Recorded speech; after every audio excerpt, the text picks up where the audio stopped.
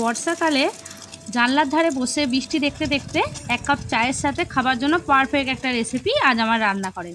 তাই দেরি না করে আমার এই রেসিপিটা ফলো করুন আর ঝটপট আপনারাও বানিয়ে নিন এরকম বৃষ্টির দিনে খাবার জন্য দোকানের মতো পারফেক্ট কুচো নিমকি। এখানে আমি দু ধরনের নিমকি বানাবো, তার জন্য আমি নিয়ে নিয়েছি মেজারমেন্ট কাপে 2 কাপের মতো ময়দা, পরিমাণ মতো নুন, 1 চামচের মতো কালো জিরে। এখানে আমি 5 চামচের মতো ডালডা ঘি ইউজ করেছি, আপনারা চাইলে এখানে রিফাইন্ড অয়েলও ব্যবহার করতে পারেন। এরপরে সব উপকরণগুলোকে এইভাবে হাত দিয়ে একবার ভালোভাবে মিশিয়ে নিয়ে একবার এইভাবে হাত দিয়ে চিপে দেখে নিতে হবে যে এইভাবে একটা ডো তৈরি হচ্ছে কিনা। যদি হয়ে যায় তাহলে জানবেন আপনাদের ময়ামটা পুরোপুরি রেডি হয়ে গেছে। এরপর এরকম কাঁচের গ্লাসে 1 গ্লাসের মতো আমি জল নিয়েছিলাম, আর এই জলটা কিন্তু পুরোটাই লেগে গেছে।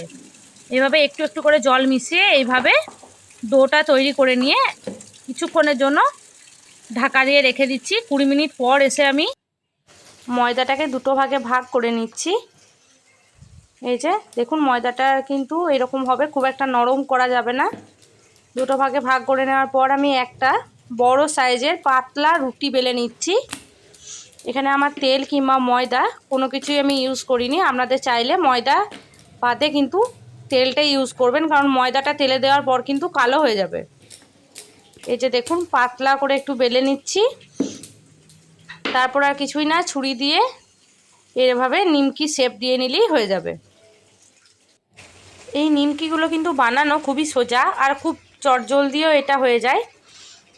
তাই দেরি না করে বাড়িতে একবার বানিয়ে দেখুন, আশা করছি সকলের ভীষণ পছন্দ হবে।